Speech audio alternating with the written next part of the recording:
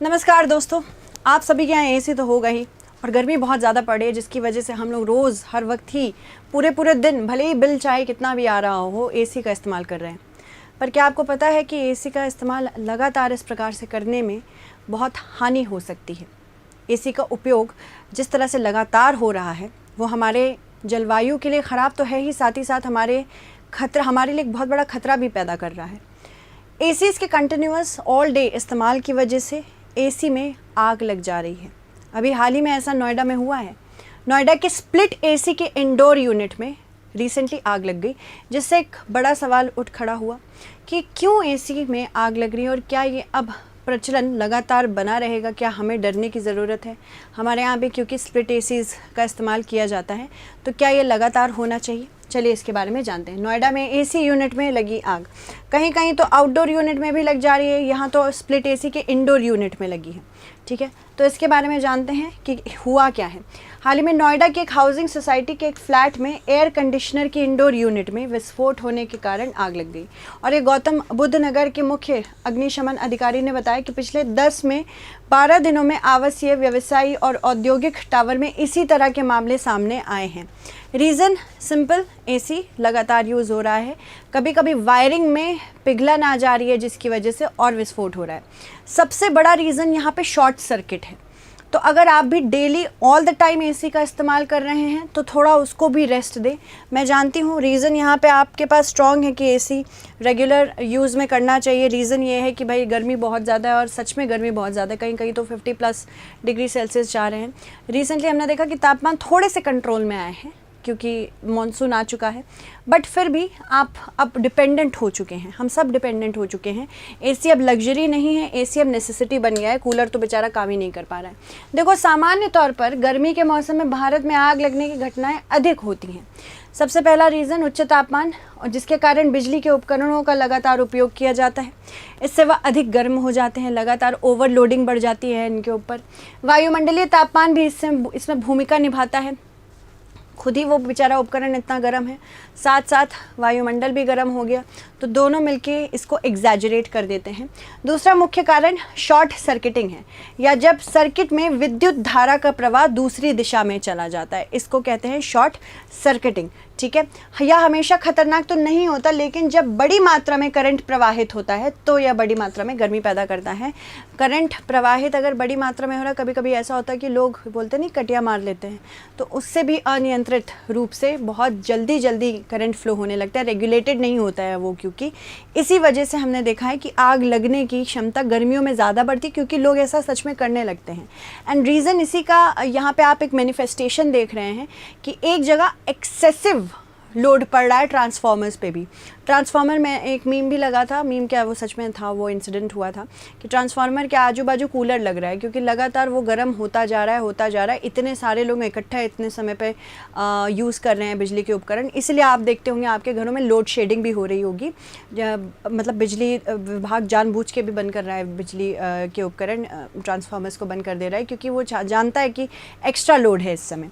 ठीक है, दूसरी चीज़, इससे तार पिघल सकते हैं और आग लग सकती है। दिल्ली सरकार के अग्निशमन सेवा विभाग ने कहा है कि लगभग 60% जो आग लग रही है वो बिजली के उपकरणों के कारण लग रही है। यह घटना बिजली के शॉर्ट सर्किट, अधिक गर्मी, ओवरलोडिंग और गैर मानक उपकरणों के उपयोग से हो रही है। अब अगर हम बात करें एयर कंडीशनर की, स्पेसिफिकली विंडो एसी में तो थोड़ा कम देखने को मिला है, पर स्प्लिट में ज़्यादा देखने को मिलता है। इसमें स्प्लिट के एसी के मामले में आग लगने की संभावित खतरे के लिए अंदर और बाहर दोनों इकाइयों पर ध्यान देना होता है। जो अंदर का यूनिट होता है, जो रूम के अंदर लगता है, इंडोर यूनिट कहते हैं उसको। जो बाहर का होता है वो आउटडोर यूनिट होता है, कंप्रेसर जिसको कहते हैं। तो उसमें भी बहुत ज़्यादा आग लगने की संभावनाएं हो रही हैं, क्योंकि वो पहली बात तो बाहर होता है और लगातार गर्म हवा फेंक रहा होता है, जिससे पिघल जाता है उसका आसपास का मेटल वाला एरिया जो होता है। ठीक है, बाहर दोनों इकाइयों पर ध्यान देना है। आमतौर पर अंदर की इकाइयों में वाष्पीकरण करता है, यानी जो हवा से गर्मी को निकालता है, ब्लोअर और फिल्टर नेट शामिल होते हैं। ये 3 चीज़ें होती हैं। बाहरी इकाई में कंप्रेसर शामिल होता है। ये घर के अंदर बहने वाली हवा को ठंडा करने में मदद करता है, और पंखा बाहर निकलने वाली हवा, गर्म हवा को फैलाने में मदद करता है, एक्सपैंड करता है। अब उपयोगकर्ताओं को यह सुनिश्चित करना होगा कि सर्किट ब्रेकर और फ्यूज़ अच्छी स्थिति में हो। पहली बात तो पुराना ना हो, सबसे पहली चीज़ हमको ये देखनी होगी। दूसरी, सेटअप में कोई भी बदलाव या इंस्टॉलेशन अधिकृत मरम्मत केंद्रों की मदद से ही किया जाना चाहिए, क्योंकि वो जानते हैं कि उनका उपकरण काम कैसा करता है। आप सस्ता के चक्कर में ये मत समझिएगा कि आपने किसी से भी करवा लिया, या तो एक अच्छी कंपनी से करवाइए, या तो जिस कंपनी ने उस इक्विपमेंट को लगाया है उससे आप सर्विस कराइए। इंडोर यूनिट पानी के संपर्क में नहीं आना चाहिए। बाहरी इकाइयों के सीधे निकट कोई वस्तु ना रखें, यानी कि जो आउटडोर है वो बहुत गर्म हवा फेंकता है, वहाँ कोई ऐसी चीज़ ना रखें, या उसके आसपास पत्ते मलबे इकट्ठे ना होने दें जिसके कारण आग लग सकती है। तो ये भी आप समझिए, ठीक है। इकाई के आसपास पत्ते और अन्य मलबे जमा नहीं होने देना चाहिए, क्योंकि पत्ते जो होते हैं वो छोटे जानवरों को अपनी तरफ आकर्षित करते, चूहे, गिलहरी, और ये भी कंप्रेसर के आसपास घुस के आग लगा सकते हैं अगर इनकी बॉडी के संपर्क में आ जाए तो। उपकरणों को लगातार ना चलाएं। अगर लंबे समय तक इस्तेमाल नहीं किया जा रहा है तो मुख्य पावर स्विच भी बंद कर दें, ये नहीं कि मुख्य पावर स्विच खुला हुआ है।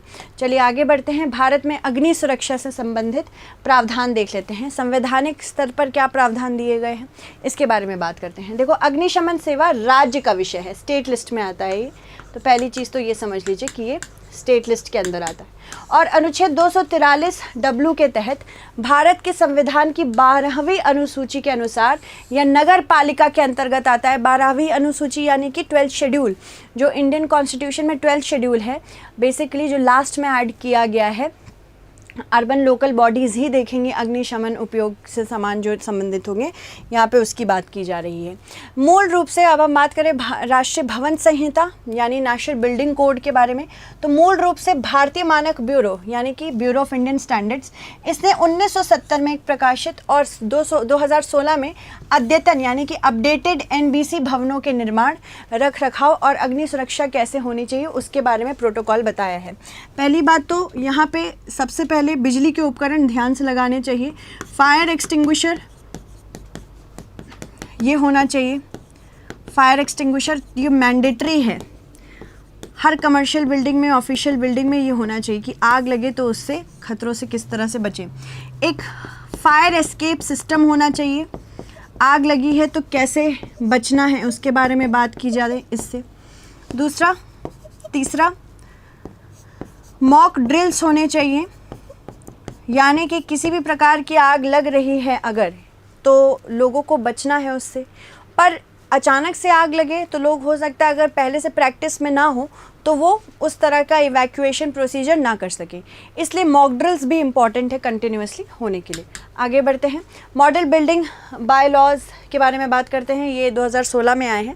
शहरी विकास मंत्रालय द्वारा मॉडल बिल्डिंग बाय लॉज 2016 नामक एक परिपत्र तैयार किया गया। भारत में किसी भी निर्माण परियोजनाओं को शुरू करने से पहले नियामक तंत्र और इंजीनियरिंग मापदंडों के बारे में बताता है। आजकल आप देख रहे होंगे कि बिल्डिंग्स, कोचिंग्स, इंडस्ट्रियल बिल्डिंग्स सब एक जगह क्रैम्प होती चली जा रही। किसी जगह अगर बहुत ज़्यादा कंपटीशन है तो वहाँ पे वो बिल्डिंग बनाने की कोशिश कर रहे हैं लगातार। इस वजह से बहुत बार ऐसा भी हो रहा है कि नेशनल बिल्डिंग कोड भी नहीं फॉलो किया जा रहा है, यानी फायर एक्सटिंग्विशर नहीं होगा वहाँ पे। जो मीटर्स होंगे एक ही साथ क्लस्टर में होंगे, शॉर्ट सर्किटिंग की चिंता होती है, बिजली के तार जो होते हैं वो पुराने होते हैं। तो आपके घर में भी अगर ऐसा कुछ देख रहे हैं या आप अपने आसपास देख रहे हो तो फायर ऑफिसर को एक बार ज़रूर बताएं, क्योंकि आपके एक छोटे कदम से एक बहुत बड़ी भीषण आग लगने से रोकी जा सकती है। अगर फायर अथॉरिटीज़ इसको कॉग्निजेंस में नहीं लेती हैं तब आप उसको हायर लेवल पे ले जा सकते हैं, बट अगर आप जिस जगह रह रहे हैं वहाँ की अथॉरिटीज़ नहीं ले रही हैं इस चीज़ को ध्यान में, तो आप प्लीज़ इसको ज़रूर रिपोर्ट करें, ठीक है। अग्नि संबंधित किसी भी प्रकार की स्वीकृति के लिए बिंदुवार जिम्मेदारी मुख्य अग्निशमन अधिकारी चीफ फायर ऑफिसर को दी गई है। भवनों के संबंध में स्वीकृति प्राप्त करने के लिए संबंधित विकास प्राधिकरण भवन इमारत योजनाओं को मुख्य अग्निशमन अधिकारी के पास भेजेगा। अगर हम बात करें भारतीय मानक ब्यूरो की, तो BIS भारत का राष्ट्रीय मानक निकाय है जिसकी स्थापना BIS अधिनियम 2016 के तहत वस्तुओं के मानकीकरण, अंकन एवं गुणवत्ता प्रमाण की गतिविधियों के सामंजस्यपूर्ण विकास के लिए की गई है। उसके बाद आग की रोकथाम में क्या करना चाहिए, क्या क्या इस्तेमाल होता है। देखो, इमारतों के डिज़ाइन और निर्माण, सबसे पहली चीज़ तो ये है डिज़ाइन ऐसा बनाइए कि कल के दिन अगर फायर लग भी जाती है तो वहाँ का एस्केप सिस्टम स्ट्रॉन्ग हो। पहली चीज़ ये। विभिन्न प्रकार की निर्माण सामग्री और उनकी अग्नि रेटिंग निर्धारित करता है, ठीक है। उसके बाद जीवन सुरक्षा के बारे में बात करते हैं। आग और इसी तरह की आपात स्थितियों में जीवन सुरक्षा प्रावधानों को भी शामिल करता है। इसके अलावा निर्माण और अधिवास सुविधाओं में आग, धुएं, ऐसे ही अन्य चीज़ों से होने वाले जीवन के लिए खतरे को कम करने के लिए आवश्यक सुरक्षा उपायों का भी ध्यान रखना चाहिए और इस पे भी ध्यान दिया जाता है।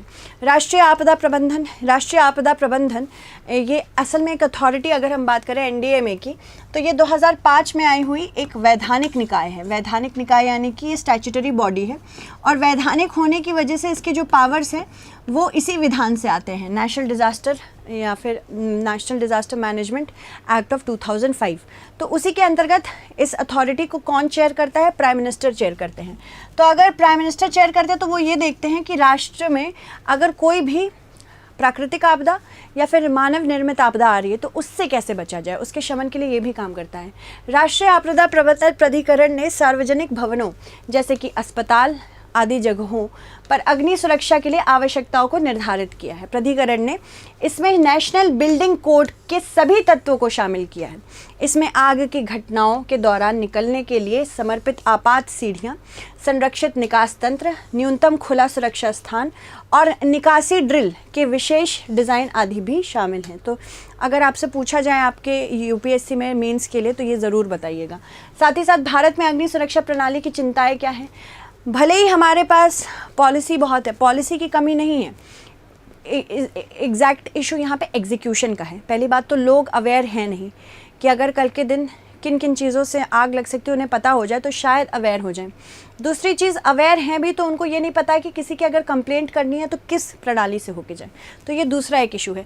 अग्निशमन से संबंधित आवश्यक दिशा निर्देश हेतु राज्यों में एकीकृत अग्निशमन सेवाएं यानी कि यूनिफाइड फायर सर्विसेज का अभाव पाया जाता है। भारत में अधिकांश अग्निशमन विभागों में कर्मियों की उचित संगठनात्मक संरचना, प्रशिक्षण और करियर में पदोन्नति का अभाव है, इसलिए कोई इसमें पार्ट भी नहीं बनना चाहता।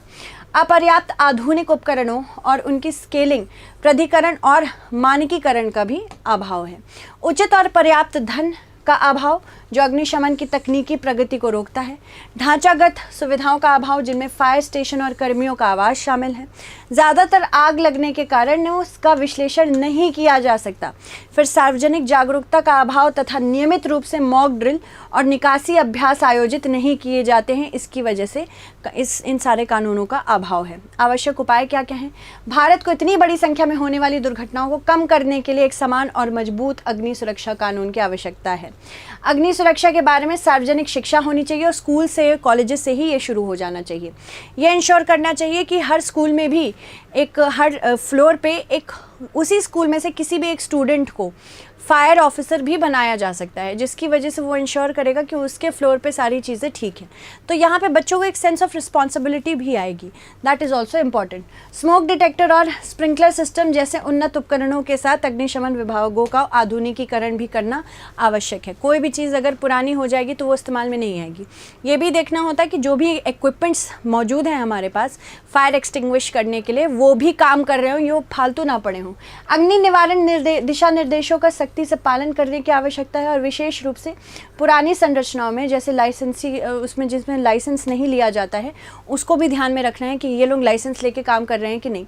संवेदनशील क्षेत्रों में वहाँ के लोगों को, नागरिकों को ये बताना ज़रूरी है कि यहाँ पे आग जनरली लगती रहती है भाई, तो तुम लोगों को भी ध्यान देना होगा। अग्नि सुरक्षा बुनियादी ढांचों में वृद्धि भी करनी होगी। चलो मेंस क्वेश्चन देख लो। भारत में अग्नि सुरक्षा से संबंधित प्रावधानों का वर्णन करते हुए राष्ट्रीय आपदा प्रबंधन प्राधिकरण की भूमिकाएं बताएं। निम्न कथनों पर विचार कीजिए। अग्निशमन सेवा एक राज्य का विषय है, पहला। दूसरा, अग्निशमन सेवा अनुच्छेद 243 W के तहत भारत के संविधान की 12वीं अनुसूची के अनुसार नगर पालिका के अंतर्गत काम करता है। तो आपको बताना है उपरोक्त में से कौन सा कथन सत्य है, ठीक है। तो आई होप आपको समझ में आए हो कि क्लासेस किस तरह से जा रही हैं एनालिसिस पॉइंट ऑफ व्यू से, एंड आई होप आप कॉन्स्टेंटली इस पे काम करते रहेंगे। So thank you so much everyone, stay updated.